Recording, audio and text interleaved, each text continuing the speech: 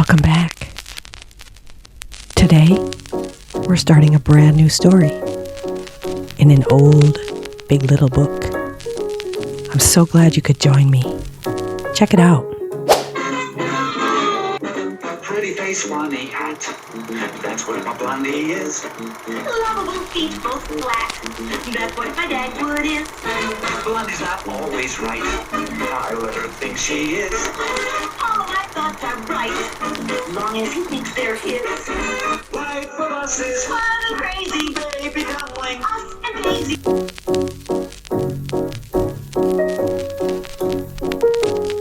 Today, we're reading chapter 1.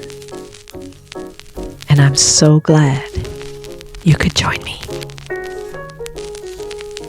Chapter 1. Neighborhood Feud.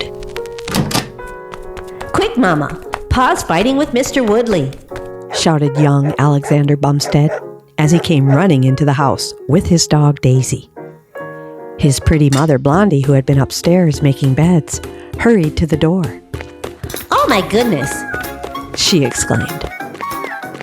She knew she would have to stop it at once, or her husband, Dagwood, and his neighbor might carry out their feuding too far. They liked each other, but somehow got into an argument whenever they were both working in their yards. Blondie took Dagwood by the arm and marched him into the house. Shame on you! She scolded. A grown man like you, fighting like a child. He started it, Dagwood said, frowning ferociously.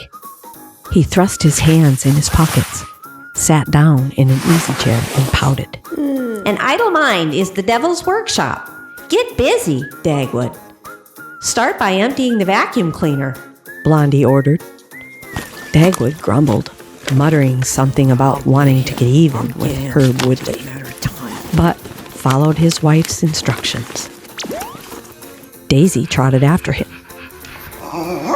watching in silence while the master of the house spread out newspapers, unfastened the bag of the vacuum cleaner, and began dumping out its dirty, dusty contents onto the papers. "Stop staring at me!" Dagwood yelled at the dog.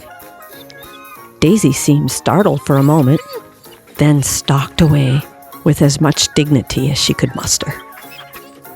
Dagwood carefully wrapped the pile of dirt in the newspapers, replaced the bag on the vacuum cleaner, and picked up the bundle of dirt. He glanced out the window. "Oh, there's Woodley, down there cutting his grass," he murmured. The temptation was too great. Dagwood could not resist throwing the package out the window, aiming it at Woodley. His aim was perfect. The bundle broke on Woodley's head. He was covered with dirt from head to foot. Dagwood doubled up with laughter, then began industriously pushing the vacuum cleaner. A few moments later, Dagwood heard the doorbell ring and Blondie's voice as she opened the door. Oh, hey, Herb. Then Herb Woodley was saying, "May I speak to Dagwood, please? I want to apologize and make up." How sweet of you, Mr. Woodley. I'll call him. Blondie responded. Dagwood, feeling a bit sheepish about his actions, came downstairs and confronted his neighbor. Woodley took the bundle of dirt, which he had been holding behind him, and threw it in Dagwood's face. Then he made a quick getaway. Dagwood hurriedly brushed himself off and ran down to the corner bakery, not even stopping to put on his hat and coat. "Give me a big, sticky lemon cream pie, and don't bother to wrap it up," he told the baker. Pie in hand, Dagwood rushed back to Woodley's house. When Woodley answered the door, Dagwood said, "Herb, I brought this pie to throw in your face, but I've had a change of heart. I want you to accept it as a peace offering with my apologies. I'm sorry for the way I acted. You're a swell guy, Dagwood, Woodley replied, shaking Dagwood's hand. Then, as Dagwood turned to go, he added, Wait a minute. Did I understand you to say you bought this pie to throw in my face? Yep, Dagwood answered, grinning broadly. The next minute, with the remains of the squashed pie on his own face, Dagwood flew home to look for his baseball bat. That night, however, Dagwood had a chance to annoy his neighbor again. It was after midnight, and Dagwood was finishing a detective story when he noticed that the end of the story was clipped out of the magazine. He roused Blondie out of a deep sleep to demand an explanation. It was probably on the other side of the recipe I clipped out, and I gave to Mrs. Woodley. She said drowsily and turned over to go back to sleep. Dagwood flew over to the Woodleys. Sorry to get you out of bed, Herb, but can I get a clipping out of your wife's recipe book? He asked. Woodley was furious at being roused in the middle of the night. Over 2 billion people in this world, and I have to live next door to you. Oh, he growled. Dagwood found the clipping and left Woodley still fuming. He married the girl. I never could have gone to sleep if I hadn't found out the end of that story, Dagwood announced as he started to undress for bed, still holding the clipping. Dagwood, please, stop waking me up, Blondie pleaded. What's the recipe on the other side? Cheese rare bit with tomato. Sounds good, Dagwood muttered. He hurried down to the kitchen, where his son Alexander found him a few minutes later, fixing a bedtime snack. Dagwood enjoyed the rare bit, then went to bed. But he couldn't sleep. He sat up and moaned. Now I can't go to sleep, 'cause I ate too much.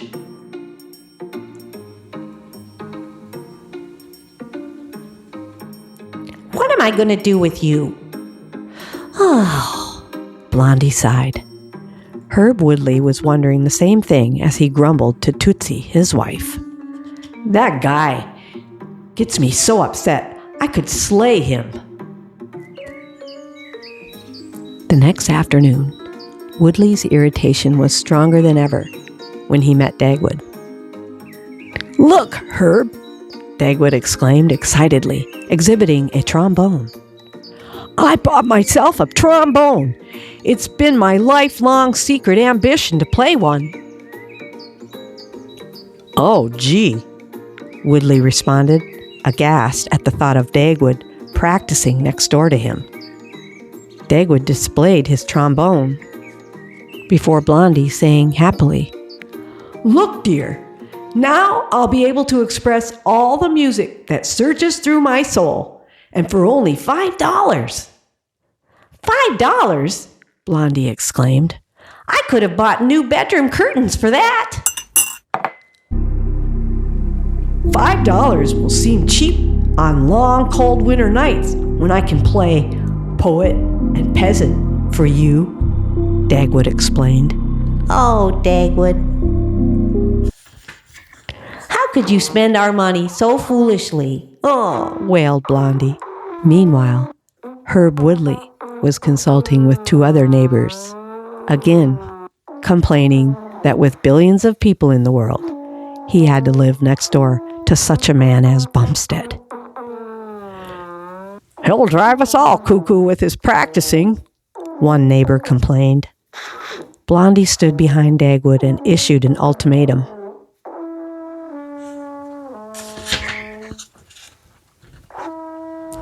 Unless you get rid of that trombone, I'm going home to my mother's, she said. But Dagwood remained unmoved. Don't bother me, dear, He said between toots. And I could have bought Cookie a new high chair with that $5. She added. Shh, shh, Dagwood cautioned. Quiet. Several neighbors gathered in Woodley's yard, suggesting that we gotta do something. Let's form a troop of vigilantes. Blondie wept and Daisy howled, but Dagwood played on. When they were unable to stand Dagwood's musical efforts a moment longer, a group of neighbors called on him. The neighbors took up a collection and will pay you $10 for your trombone so we can smash it. A spokesman said. Nope. I wouldn't sell my trombone for $100. Dagwood indignantly retorted. But he had reckoned without Blondie. She shoved Dagwood into a corner, grabbed the trombone, and ran out after the neighbors, shouting, "Here! Give me the $10, quick!" She triumphantly counted the bills as she waved them in front of Dagwood. Look, dear, now we can get the new curtains and the high chair, too, she said. But how about those long, cold winter nights? Dagwood groaned. How about the poet and peasant? I would rather have peace and quiet in a neighborhood, Blondie retorted. With the trombone smashed, Dagwood and Herb Woodley were on friendly terms again. They were talking in the backyard, while their wives talked in the front yard. Well, I think I'll go in and take a nice little nap, Dagwood confided. That's a good idea. I'm going to go do that too, Woodley replied. Meanwhile, Blondie was saying, Our yard looks terrible. I'm going to put Dagwood to work on it right now. Mrs. Woodley nodded. Ours too. I'll put Herbert to work too. Blondie called to Dagwood. Darling, I've got a job for you. All I have to do is lie down, Dagwood muttered as he burrowed deeper into the sofa. I see you under those cushions. Come on, get up, said Blondie. Dagwood got up with a great show of reluctance. He gathered the lawnmower, garden hose, and rake and went out into the backyard. He grinned when he saw Herb Woodley. Did you get rooted out too? Dagwood said. Yeah, Woodley snapped. He glared in the direction of his wife, who was heading toward Blondie's front door. I'm going to drive over to the market. Want to come along, Blondie? She asked. Oh, thanks, Tootsie. Fine, Blondie answered. She ran to get her hat, and a few minutes later, the two women drove away in the Woodley car.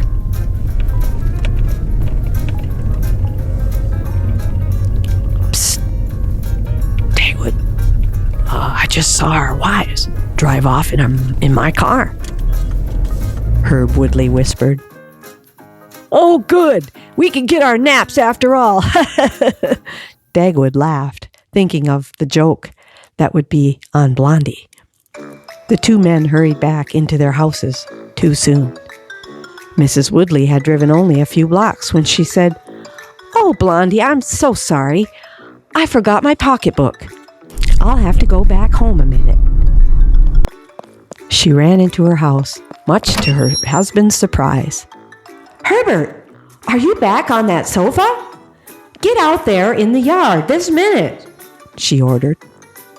Back in the car, she said to Blondie, "Imagine, Herbert was back on the sofa sleeping." He was. "Drive me back home, Tootsie. I've got a hunch," Blondie requested.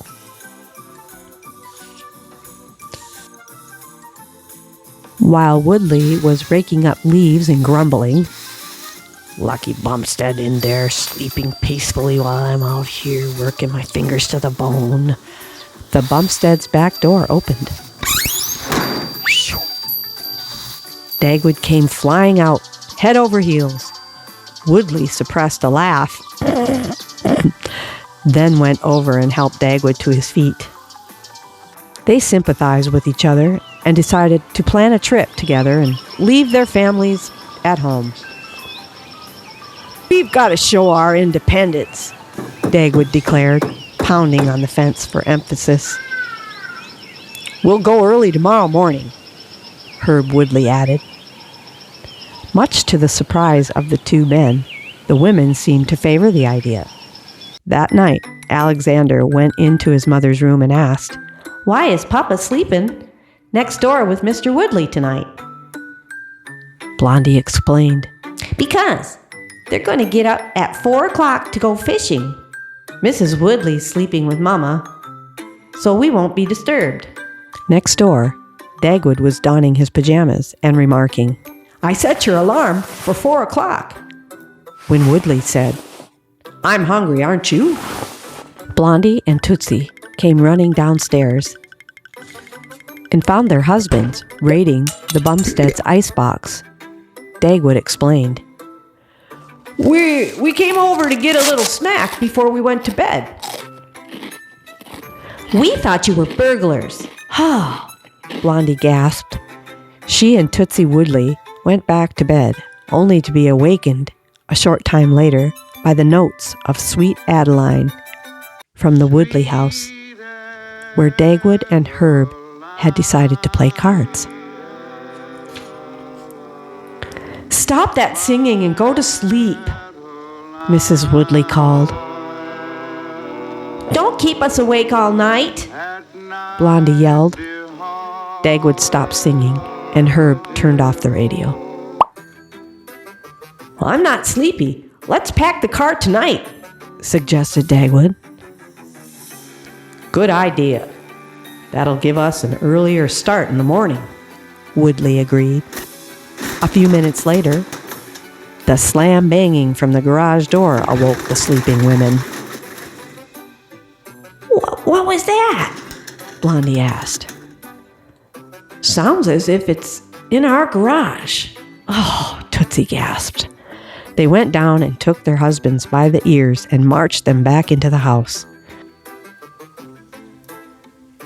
If you two don't get to bed at once, we're not going to let you go fishing in the morning, they scolded. Dagwood and Herb went meekly to bed and began dreaming about the big fish they hoped to catch the next day. They were still dreaming when 4 o'clock came around. Next door, Blondie woke Tootsie up saying, Time to get up, Tootsie. It's 12 o'clock noon. I wonder how many fish Herb and Dagwood have caught by now. I felt like a queen. Sleeping so late. It was grand, Tootsie said with a yawn. She got up and found that Blondie had lunch ready for her. They took their time, talking and laughing as they ate. Thanks for lunch and everything, Blondie. I'd better go home now, Tootsie said later. I'll go over with you. I'll bet the boys left a terrible mess, Blondie said. They hurried over to the Woodleys' house. To their amazement, they found Dagwood and Herb Woodley still peacefully sleeping. Oh dear, Blondie sighed. Even if they kept us awake all night, we can be thankful that they aren't feuding. And that's the end of chapter 1. I hope you'll join me next time for chapter 2.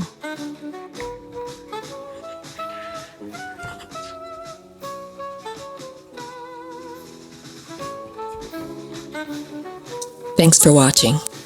We'll see you next time.